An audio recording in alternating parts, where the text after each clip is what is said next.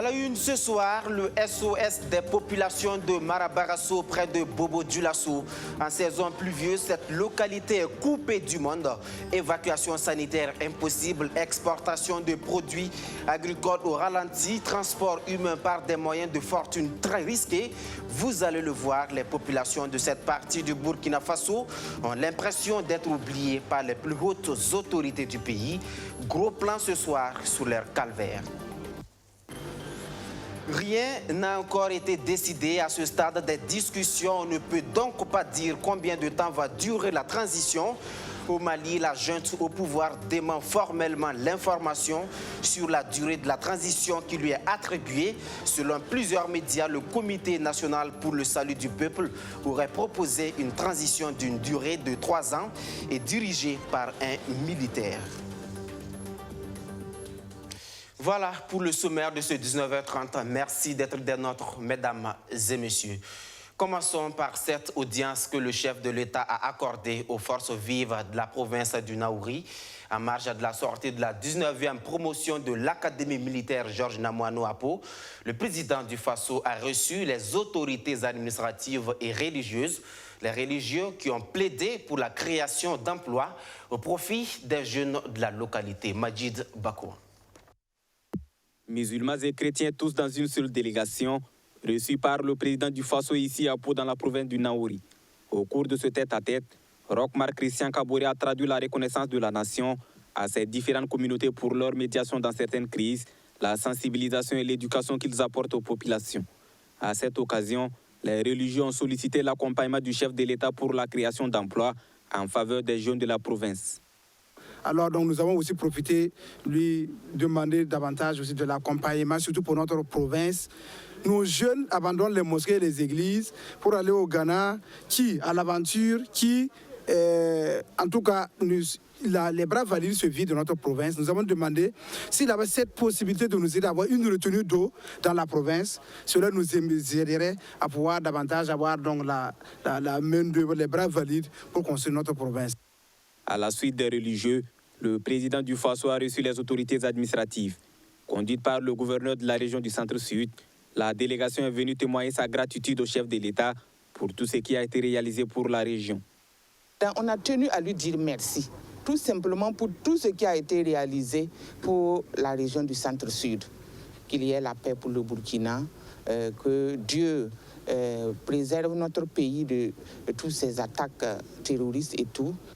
Le président du Faso était à Pau dans le cadre de la sortie de la 19e promotion de l'Académie militaire Georges Namoano. L'information a été répandue comme une traînée de poudre car relayée par beaucoup de médias. La junte au pouvoir au Mali propose une transition d'une durée de 3 ans et dirigée par un des siens. Faux rétorque le porte-parole du Comité national pour le salut du peuple. Le colonel-major Ismaël Ouagué est clair, tout se décidera entre Maliens. Le colonel-major Ismaël Ouagué a formellement démenti l'information relayée dimanche dans les médias selon laquelle la junte aurait proposé une transition de 3 ans au médiateur de la CEDEAO avec un militaire à la tête du Mali. Face à la presse ce lundi, le colonel Ouagué déclare que rien n'est encore décidé. Je tiens à préciser qu'à ce stade des discussions avec l'équipe de médiation de la CEDEAO, rien n'est décidé. À aucun moment, on a parlé de gouvernement à majorité militaire, ainsi de suite. Toute décision relative à la taille de la transition, au président de transition, à la formation du gouvernement, se fera entre Maliens, avec les partis politiques, les groupes sociopolitiques, les syndicats, les groupes signataires, la société civile, conformément à notre première déclaration. Le colonel Ouagué a martelé que les discussions avec les émissaires de la CEDEAO n'ont pas mené à un accord et qu'aucune décision ne sera prise sur les questions de transition sans l'aval des citoyens maliens. La CEDEAO au Mali depuis samedi a annoncé une nouvelle réunion extraordinaire, mercredi 26 août. Au Au ministère de la Santé, l'heure est à la célébration de l'excellence. Les meilleurs agents de santé issus des écoles publiques et privées du pays sont encouragés par le département du professeur Claudine Lougué. Une cérémonie symbolique de remise de diplôme de la promotion 2019 a eu lieu le vendredi dernier. Archimède Boy. Les élèves issus des écoles publiques et privées de santé du Burkina Faso reçoivent des mains de Claudine Lougué, ministre de la Santé, leur diplôme de fin de formation. Les meilleurs des 14 filières sont honorés ce vendredi 21 août au cours d'une cérémonie à portée symbolique. C'est une première et nous avons souhaité que ces personnes, ces femmes et ces hommes qui ont consenti faire voire 3 ans d'études puissent être reconnus, que leurs efforts puissent être reconnus publiquement, que les efforts des parents puissent être reconnus publiquement et surtout que les efforts du gouvernement burkinabé pour pouvoir atteindre les ratios internationaux de l'OMS puissent également être connus. Abdou est infirmier diplômé d'État et le major de cette promotion 2016-2019. Il invite ses camarades à se mettre au service de la population. Chers camarades lauréats, je vous exhorte donc à vous investir pleinement afin d'apporter des prestations de soins dans le respect des droits humains, quelle que soit la difficulté à laquelle nous serons confrontés. Pour les responsables d'établissement, il est nécessaire de mettre un accent particulier sur la formation de qualité. Objectif, disposer de compétences appropriées à la bonne exécution des tâches. Parce qu'il s'agit de la vie humaine. Nous devons vérifier que les actes par rapport au niveau de formation, l'étudiant les maîtrise. S'il les maîtrise, on peut lui permettre d'aller en année supérieure. Et ainsi de suite, l'examen de sanctification, c'est-à-dire le diplôme d'État, est organisé au niveau national. Et cela aussi est composé de l'examen théorique et de l'examen pratique. Tout en souhaitant une belle carrière professionnelle à ses impétrants, la ministre de la Santé leur a rappelé le dicton suivant. La formation révèle l'aptitude et le terrain révèle la compétence. Le CFAO, à l'ère du numérique, la Confédération des institutions financières d'Afrique de l'Ouest veut réduire le calvaire de sa clientèle en mettant fin aux longues files d'attente devant les guichets. La trouvaille, c'est un logiciel de e-banking. Mamounata Kaboré nous en dit plus. Fini les longues files d'attente au sein des réseaux des caisses populaires de la Confédération des institutions financières de l'Afrique de l'Ouest. Avec sa nouvelle trouvaille, le logiciel SAB-AT, la CIF modernise ses coopératives d'épargne et de crédit pour être en phase avec le digital. Alors, le logiciel s'appelle SAB-AT. C'est un logiciel que nous appelons techniquement un logiciel transactionnel qui permet aux clients des banques de pouvoir faire toute opération bancaire en temps réel et dans tous les pays. C'est dire donc que bientôt, l'ensemble des points de service du réseau de la Caisse populaire vont adopter ce nouvel outil en temps réel, permettant à nos membres et à nos clients de réaliser des transactions via nos agences, mais également via le téléphone mobile. Plus besoin donc de se rendre obligatoirement dans les agences pour les opérations. Mieux, les plus de 4 300 000 clients des fêtières de la CIF pourront désormais faire leurs transactions, quel que soit le pays membre dans lequel ils se trouvent, sans oublier la réduction des délais de traitement des dossiers. Ce nouveau système d'information et de gestion nous permettra d'aller très rapidement, d'être plus prompt à répondre aux sollicitations des membres. En termes, par exemple, d'octroi de crédit, présentement, la procédure est tellement longue. Avec ce nouveau système d'information et de gestion, c'est juste des autorisations et à distance, rapidement, l'autorisation est donnée et le client peut accéder à son crédit. Il y a énormément d'avantages pour les membres et au-delà de nos produits classiques, de plus en plus, les membres ont besoin de nouveaux produits. Quand on fait l'analyse, on se rend compte que sans un système vraiment intégré, c'est difficile de les offrir. Regroupant 6 réseaux de coopératives et mutuelles d'épargne et de crédit établis au Mali, au Togo, au Sénégal, au Bénin et au Burkina Faso, avec ce nouveau système unique d'information et de gestion des transactions, la CIF poursuit ainsi ses efforts pour plus de fiabilité et de rapidité dans l'accomplissement de ses missions. Venons-en au dossier de ce 19h30. Dans les Hauts-Bassins, la voie principale qui relie la commune de Marabagasso à Bobo-Dioulasso connaît une forte dégradation. En saison pluvieuse, le village est coupé du monde par un cours d'eau obligeant les populations à utiliser une pirogue ou une barque de fortune au risque de leur vie.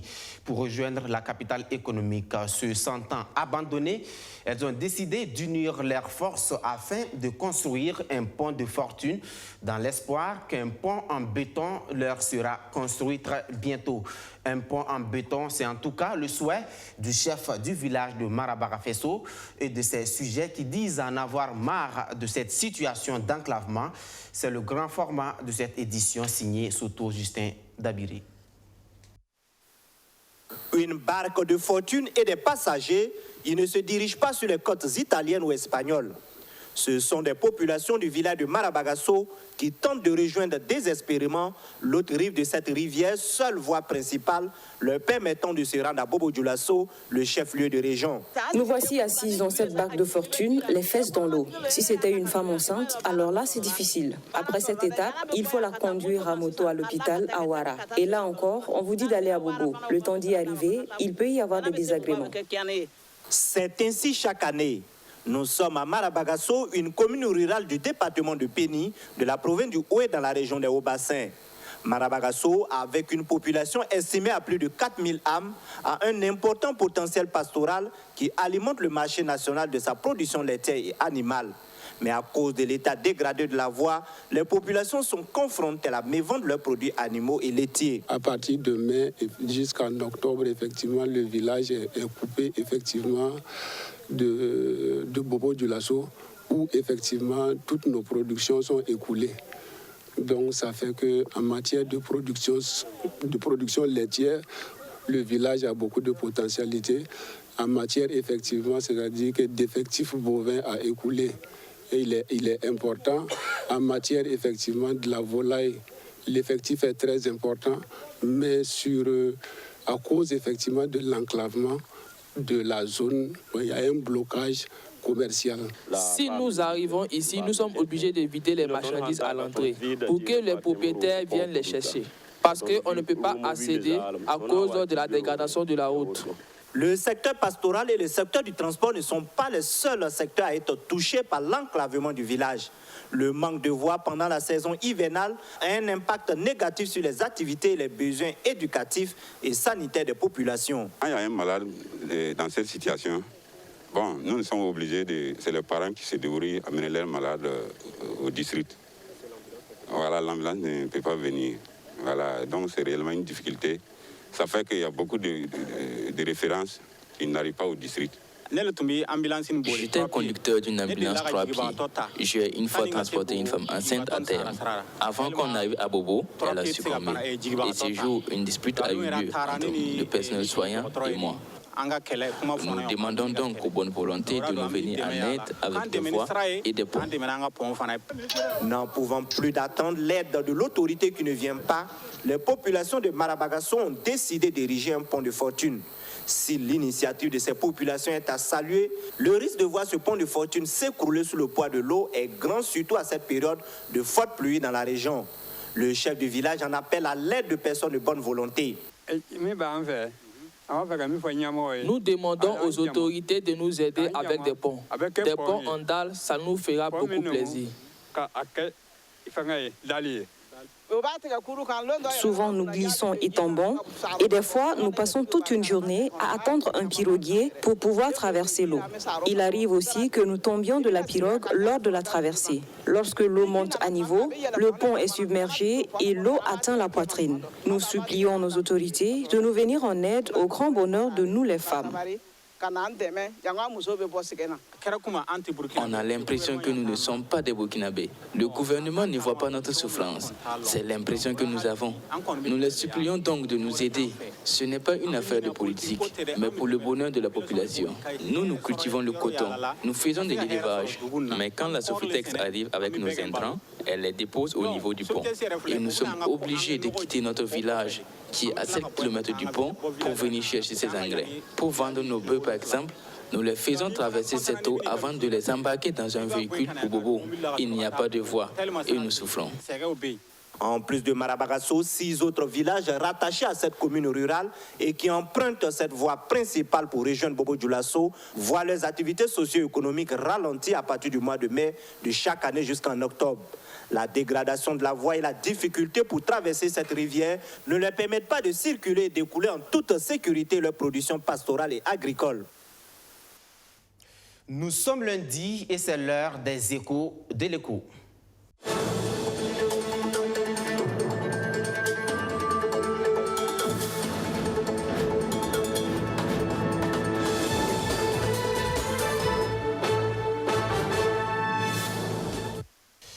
Les corridors ivoiriens, béninois, ghanéens et togolais, 4 corridors qui permettent au Burkina Faso d'avoir accès à la mer et de développer son commerce international qui représentait plus de 52% du produit intérieur brut du pays en 2017. Quel est le corridor dont le pays se sert le plus? Quels sont les axes les plus importants en termes d'importation et d'exportation?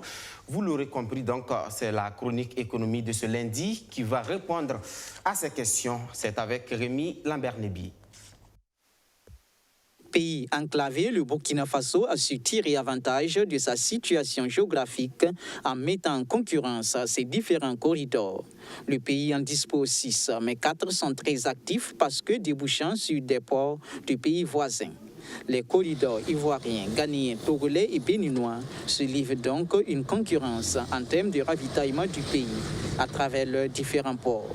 Et selon le rapport de la mission d'évaluation Atlas Logistique de février 2020, le port de Lomé a été en 2019 le premier port par lequel les produits importés par le Burkina Faso ont transité avec un volume de 50%. Le Burkina Faso y a fait acheminer sur son territoire principalement des hydrocarbures, du ciment et du riz pour une valeur de 617 milliards de francs CFA, dont une valeur en douane de 290 milliards de francs CFA, selon les fichiers des importations de la Direction générale des douanes. Le port de Lomé est suivi par celui de Tema au Ghana, qui a cumulé 23% des importations du pays en 2019. En termes de produits importés, les hydrocarbures viennent en tête avec 36,8%, suivi du ciment 13,5% et du riz 12,2% selon les données du Conseil burkinabé des chargeurs. En ce qui concerne les exportations, si le corridor togolais maintient le cap avec 47%, le rapport note cependant que la majorité des marchandises destinées au commerce international en 2019 a été chargée au port d'Abidjan. Il s'agit principalement du zinc, du coton, du beurre de karité, des mangues et de noix de cajou pour une valeur de plus de 203 milliards de francs CFA selon le fichier des exportations de la douane.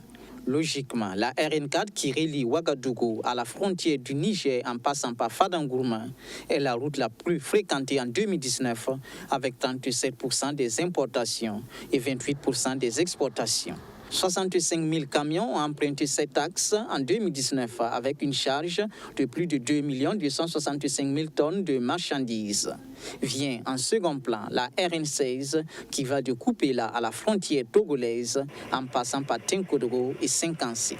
Plus de 2 25 000 tonnes de marchandises d'importation et d'exportation ont transité par cette route et transportées par 50 664 camions.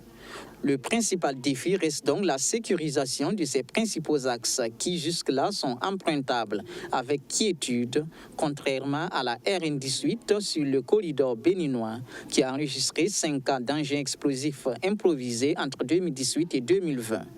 Tout impact insécuritaire sur ces deux axes pourrait contrarier plus de 50% des importations de marchandises diverses et 87% des importations en carburant, mentionne le rapport de la mission Atlas de février 2020.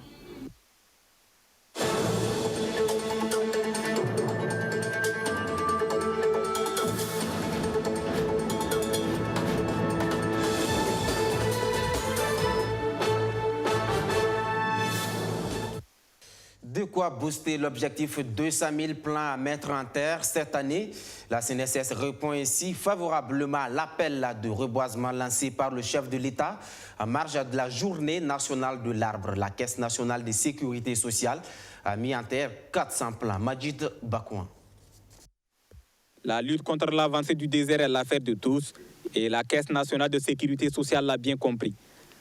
Ces agents procèdent ici à la direction régionale du centre à une opération de reboisement.